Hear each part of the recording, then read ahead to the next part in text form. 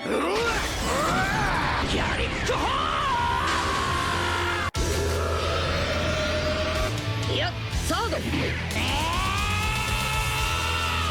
International Gourmet Organization ay nag-host ng isang World Martial Arts Tournament, kung saan ang bawat kalahok ay magkakarera patungo sa stadium sa gitna ng isla.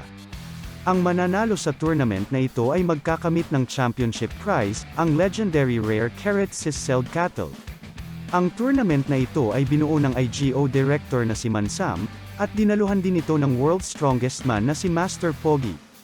Sumali sa tournament na ito ang grupo ni Toriko, ang Mugiwara Pirates, at ang mga Z-Fighters.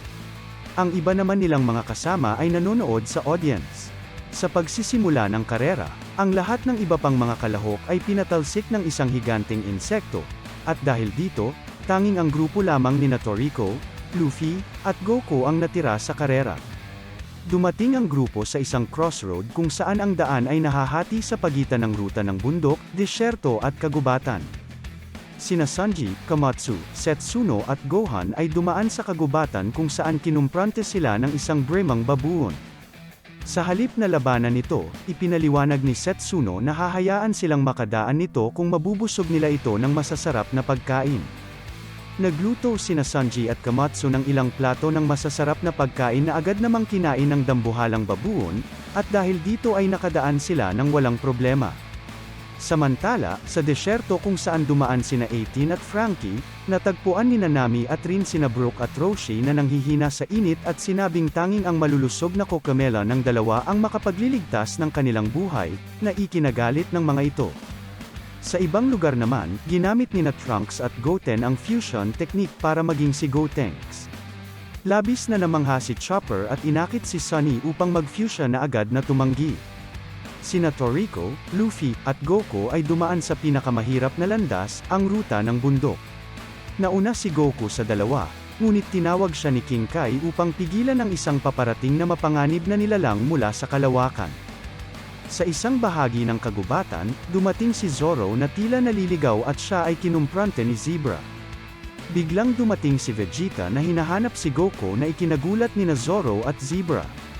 Nagkahamunan ang tatlo at nagsimulang maglaban gamit ang kanilang mga teknik. Matapos gawin ang kanyang misyon, humabol si Goku kina Luffy at Toriko at sabay na nahawakan ng tatlo ang gold flag, na nagresulta sa draw.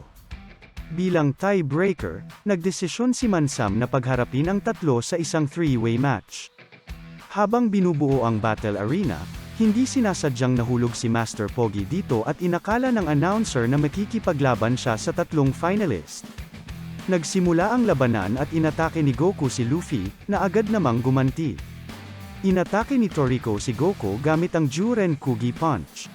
Ginamit ni Luffy ang kanyang Gear Second at inatake si Toriko ng Jet Bazooka, na gumanti naman ng kanyang leg knife. Kasunod nito ay pinagtulungan nina Luffy at Toriko si Goku, na gumanti ng isang Ki Blast.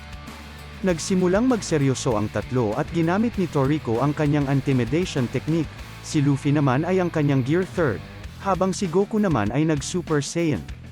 Nagsabayan ang tatlo gamit ang kanilang ultimate techniques na nagresulta sa pagkawasak ng arena. Dahil dito, na-out ang tatlo sa ring at tanging si Master Pogi lamang ang naiwan sa isang maliit na bahagi ng arena at idineklarang nanalo sa tournament. Nagpasya si Pogi na ibahagi ang Carrot Sizzled Cattle sa pagitan ng lahat ng mga finalist at kanilang mga kaibigan at masaya silang nagsalo-salo sa pagkain. Samantala, habang nag-e-enjoy ang grupo, isang misteryosong nilalang ang lumitaw mula sa ilalim ng karagatan. Habang kumakain, naghinala sina Robin, Piccolo at Coco sa motibo ng IGO at kinumprante si Mansam. Inihayag ni Mansam na ang torneo ay isang plano upang tipunin ang pinakamalakas na mandirigma sa buong mundo at mahuli ang deep sea glutton creature na si Akami. Biglang sumulpot si Akami mula sa dagat at hinigop ang enerhiya ni Usopp, Pogi, at Gohan, dahilan upang lumaki ito at mas lalong lumakas. Nakatakas si Akami at ipinaalam ni Setsuno sa lahat na mayroon silang 30 minuto para mahuli ito at iligtas ang mga biktima nito. Nagpasya ang grupo na magtulong-tulong upang hanapin si Akami sa buong isla. Natagpuan ni Sanji at Sunny si Akami at sinubukan itong labanan kasama si Piccolo, ngunit agad din silang natalo at hinigop ang kanilang enerhiya.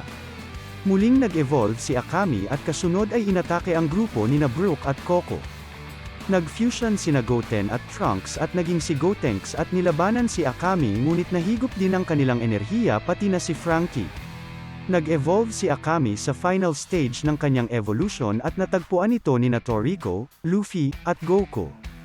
Agad nila itong inatake gamit ang kanilang ultimate at tila natalo na nila ito. Ngunit muli itong bumangon at mas lalong lumakas dahil sa paghigop ng lakas ng mga atake nila. Dahil dito, hiniling ni Goku kina Luffy at Toriko na e-distract si Akami habang binubuo niya ang Spirit Bomb. Ibinigay ng lahat ang kanilang enerhiya kay Goku at sa wakas ay nabuo niya ang malaking Spirit Bomb. Binato niya ito kay Akami at kasunod ay ginangbang nina Toriko at Luffy ang halimaw, at bilang pangwakas ay nag-Super Saiyan 3 si Goku at itinira ang Kamehameha at pinutukan sa bibig si Akami. Matagumpay nilang natalo ang halimaw at kinagabihan ay pinagsaluhan ng grupo nina Toriko, Luffy, at Goku ang laman ni Akami. Sa pagtatapos ng pelikula, habang masayang kumakain ang lahat, sina Zoro, Zebra, at Vegeta ay patuloy pa ring naglalaban. Nagustuhan niyo ba ang movie recap na ito? Mag-subscribe at paki-like na rin for more videos like this. Maraming salamat!